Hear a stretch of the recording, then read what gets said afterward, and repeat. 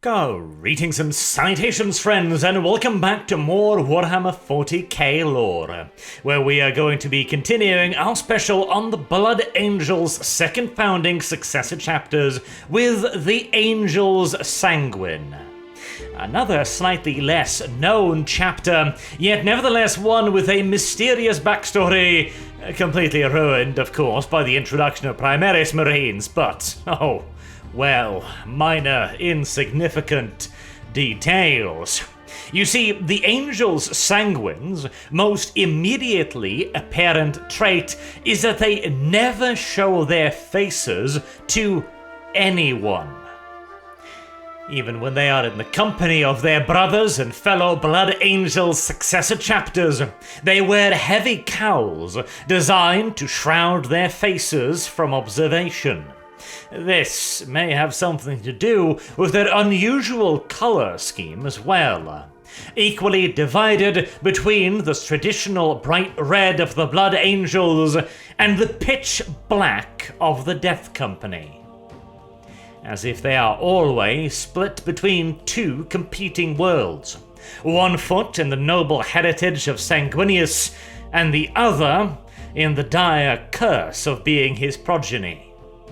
There are many theories as to what precisely they hide beneath their hoods, but I think we can all come up with a fairly reasonable guess. The successor chapters of Sanguinius are, as we are now well aware, affected not only by the Black Rage, but also by the Red Thirst, turning them essentially into space vampires. There are those, like our previous topic, the Angels in Carmine, who hide their flaw well externally, yet fall prey to it far too frequently privately, to the point where they will even actively hunt other Imperial citizens to satiate their thirst. Indeed, the Angels in Carmine are described essentially outright as vampires, whereas the Angels Sanguine, well, we can be fairly certain that they're hiding a pair of long canines beneath those hoods, and probably a pair of elongated ears as well. Maybe some blood-red eyes to boot. And frankly, so long as their skin doesn't randomly start sparkling, that's all fine by me. But clearly, the Angels disagree, as they have gone to considerable lengths to hide their presumably disfigured appearance, even going so far as to actively hunt down and kill Imperial Inquisitors and allies of the Death Watch. This rather extreme incident took place in the Jericho Reach in the 791st year of Millennia 41. A sizable force from the Angels Vermilion chapter, another Blood Angels successor chapter, received sudden and unannounced aid in the form of a detachment from the Angels Sanguine's elite First Company. This represented a tremendous gathering of force, more than enough to conquer several fully defended systems. And yet, here they were operating in the Jericho Reach with apparently no real goal or purpose. They had not reported their presence to any relevant Imperial authorities, nor had they volunteered any information as to why they were here. All anyone knew was that there was a significant battle group of Space Marines roaming the area, apparently without any form of supervision. What made it even more suspicious as well was that the only easily discernible piece of information available was that the Astartes had been summoned by a local Death Watch Master of the Vigil, Watch Commander Mordegail of the Blood Angels. Whatever was going on here was the very highest level of hush-hush. Not merely just chapter business, this was something the galaxy hadn't seen in a very long time. Legion business. Unsurprisingly, this unusual gathering drew the attention of the God Emperor's most holy Inquisition. Of course, there is nothing outside of their jurisdiction or authority, but investigating the Angels of Death requires a great deal of subtlety and a certain delicate touch.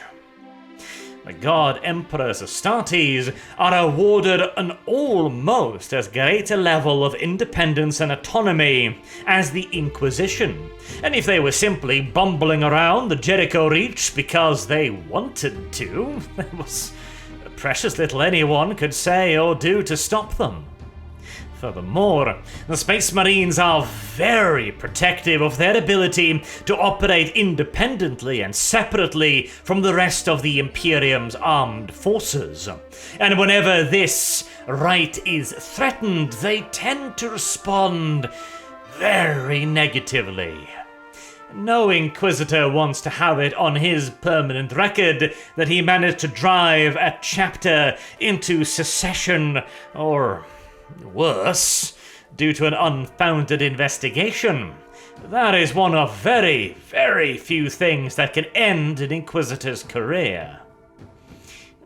Besides death, I suppose.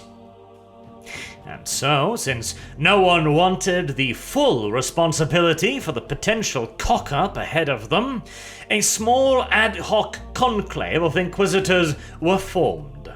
They based themselves off the unfortunately named Tower of Brass on the Watch Fortress Eriok.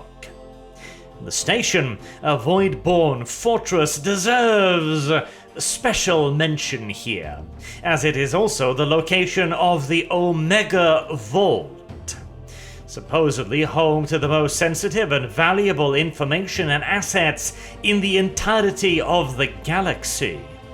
But the Watch Fortress itself is not the subject of this video, and deserves its own mention at some point in the future.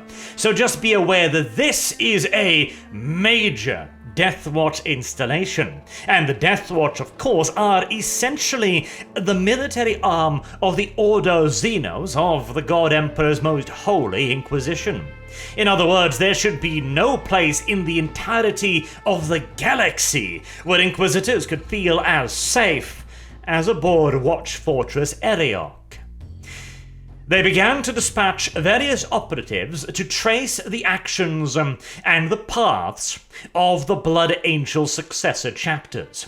The Angels Vermilion and the Angels Sanguine left a bloody trail, albeit also a difficult one to follow, and several of the Inquisitor's best agents simply just vanished.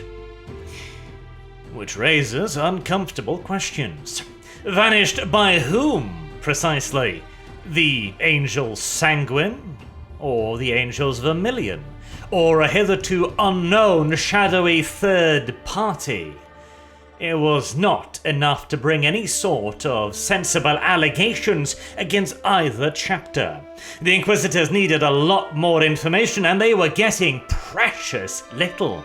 After months of surveillance, they finally managed to unveil one tiny piece of information: the name and nature of the Angel's target. A Chaos Warlord. Whew. I imagine there were many sighs of relief at receiving that information. The Inquisition has absolutely no problems with the Space Marines hunting down Chaos Warlords, after all. It's not an Imperial commander, which is a relief, so everything appears to be hunky-dory. Except there was something odd about this target. A Chaos Warlord whose last confirmed sighting took place 300 years ago, near the Screaming Vortex Warpstorm, which is clear on the other side of the galaxy. And the name: Lazareth the Faceless. The Inquisitorial Conclave never got to disseminate this piece of information. We don't even know if they intended to disseminate it.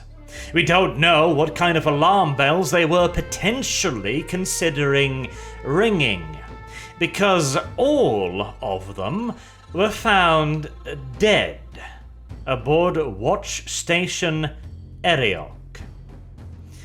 The first of the three Inquisitors was discovered frozen solid into a lump of human matter in one of the airless ice chambers of the Watch Station's specialized training environments. As the name suggests, these are areas of the Watch Station given over to the Death Watch for training and also open for the Inquisitors' use. They are often used to simulate extraordinarily hazardous or hostile environments, and accidents do, of course, occur. The second of the three Inquisitors was found via Auspex sweeps, floating in the void, with an expression of absolute terror on his face. And finally, the third was found exsanguinated, drained of all blood at the very base of the Tower of Brass, their headquarters, in plain view for everyone to see. Oh my. Whoever this Lazaroth the Faceless is, he is not someone the Angel Sanguine want anyone to know about. And more damning yet was the fact that all of this took place on one of the most heavily guarded, heavily watched and defended fortresses in the entirety of the Imperium, under the supervision of a Blood Angels Watch Commander.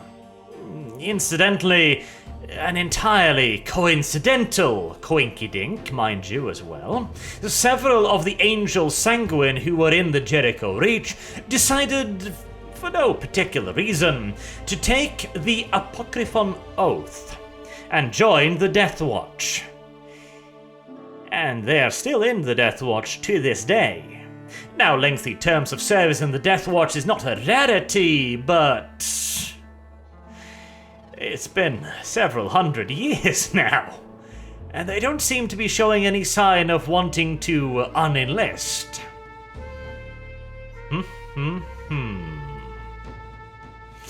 Fortunately, however,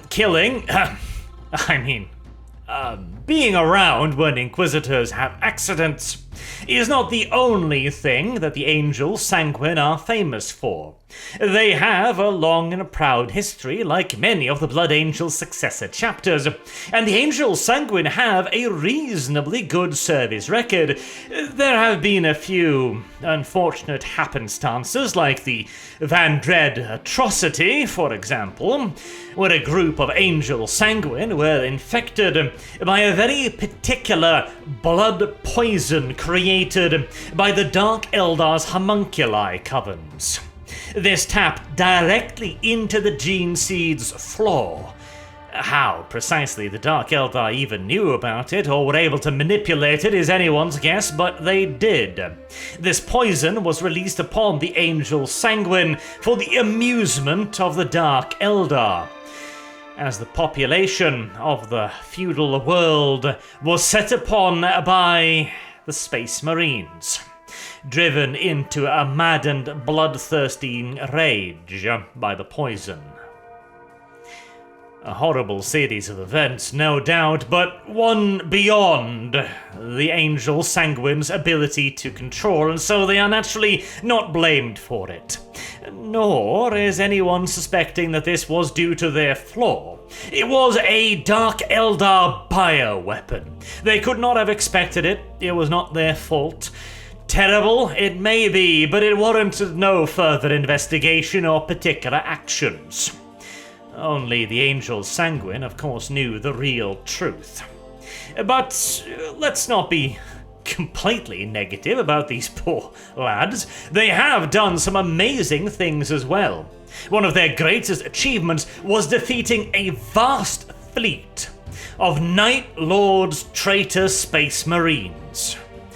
Now, the idea of a vast Night Lord's fleet is difficult enough to imagine to begin with, and it is damn difficult to get two Night Lords in a room without one gutting the other, or at the very least trying. So whoever was leading this vast armada must have been an incredibly powerful or charismatic Night Lord's warlord.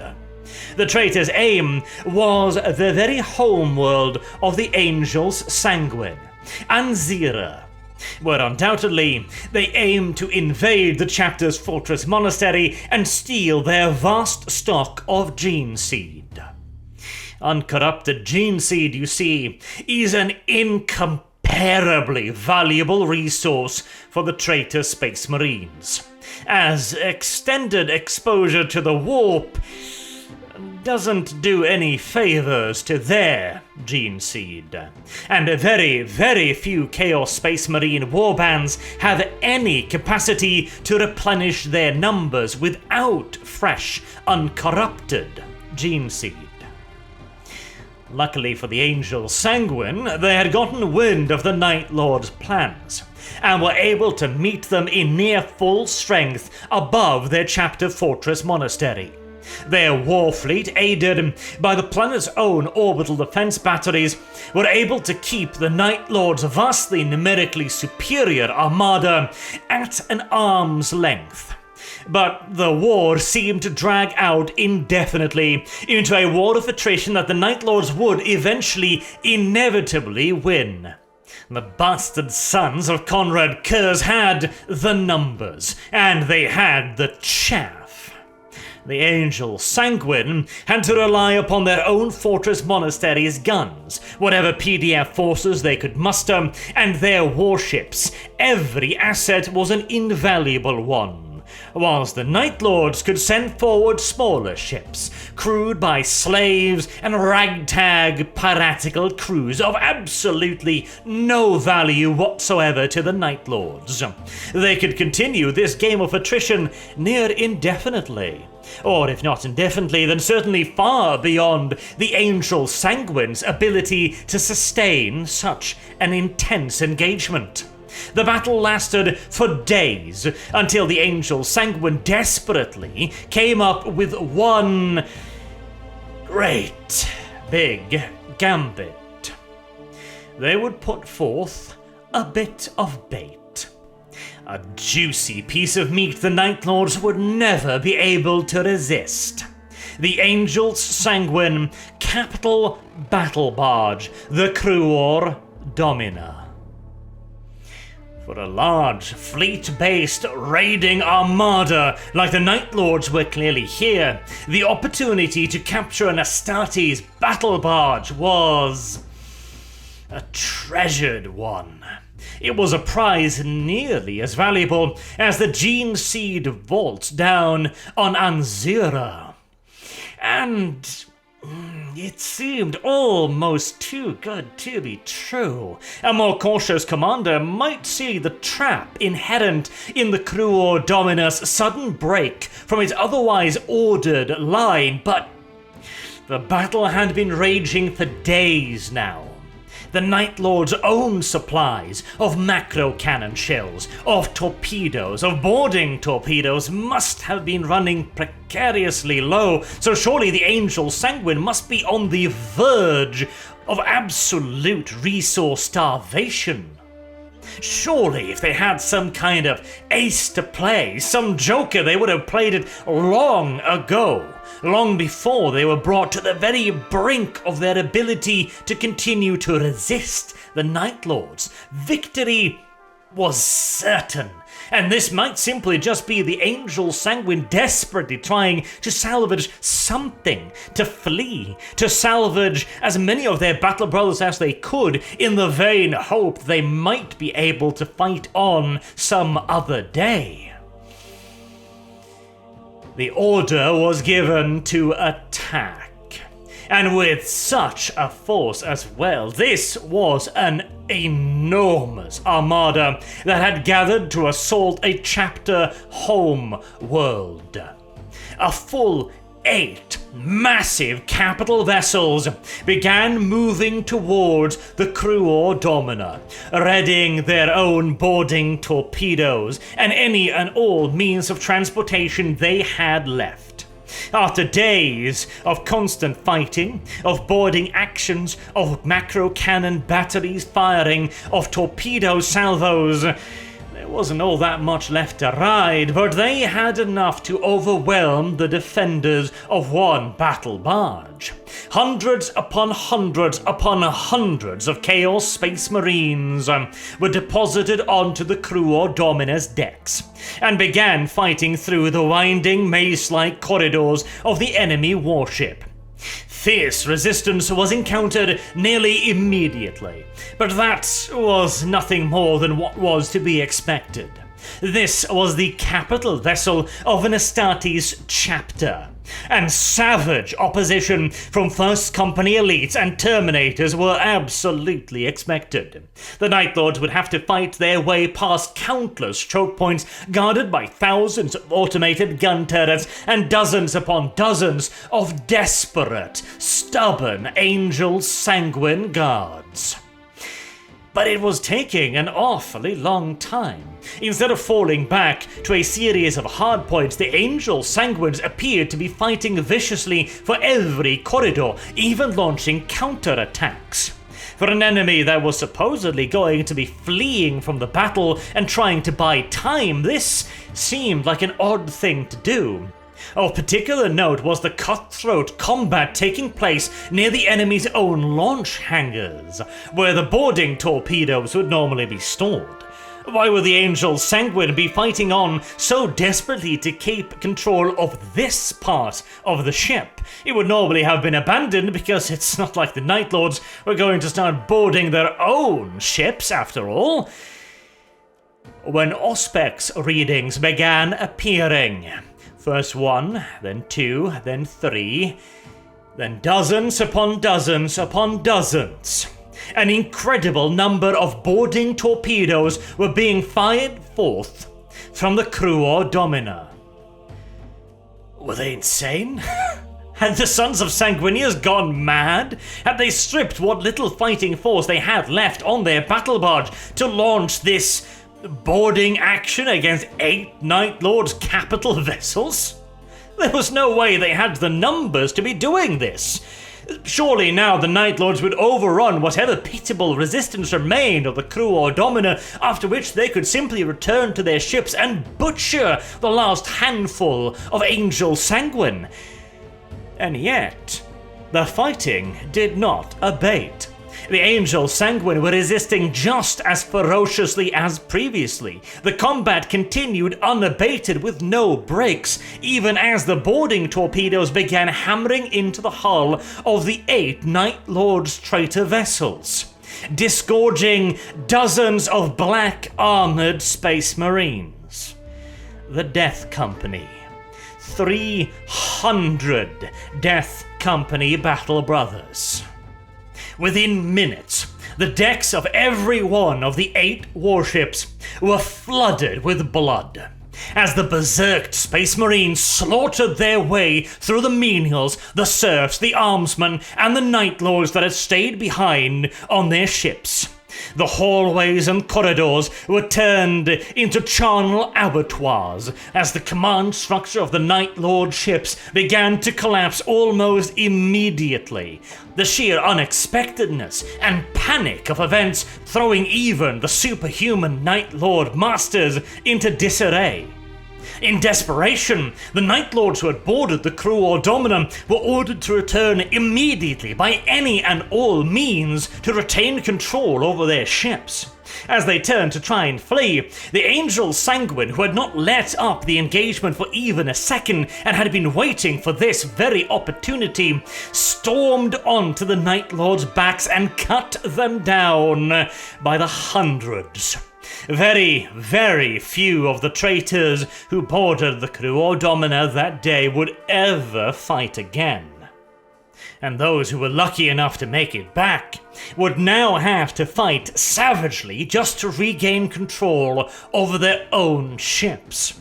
With 8 capital vessels essentially taken out of the fight, most of which were already fleeing, the Angel Sanguine launched their counterattack, shattering apart the Night Lord's fleet and sending the remnants hurling back away from the planet. With devastating casualties, the Night Lords were forced to leave the system, and their prize still securely in the Angel Sanguine's care. But now I suspect a lot of you are asking how, by the good God Emperor's big shiny forehead, did the Angel Sanguine manage to rustle up 300 Death Company brothers? That's a third of their entire chapter. Surely that would have left them almost as devastated as the Night Lords. Well, you see, the Angel Sanguine are another one of those Blood Angels chapter that are of the opinion that giving their brothers the Emperor's mercy and putting them out of their misery is not the best course of action when they succumb to the Black Rage. Instead, whenever possible, the brothers are collected and brought back home to their fortress monastery, where they are kept in special vast chambers deep beneath the ground, and bound onto special devices known as Tablets of Lestralio. Lestralio is the name of a famous Angel's Sanguine chaplain who created these special devices to keep those who have fallen to the Black Rage perfectly still and unable to break free until one day they will be able to master their rage and once again be able to rejoin their brethren. This is a process that can take years, decades, centuries, millennia, possibly. Whether it is even possible for all Battle Brothers to recover at all is a difficult question to answer. But for those lucky is the wrong word, for those strong, determined few who do make it back, they are honored with the Shroud of Lematus, a special cloth covering that is granted to those who manage to overcome the Black Rage. It is a symbol of recognition and status within the chapter, and proof that the Black Rage does not always have to win. And on that somewhat optimistic note, for once, I will wrap up the video on the Angel's Sanguine. Until next time, I've been Arch. Thank you all very much for watching, and I hope to see you all again soon. Till then, have a good day.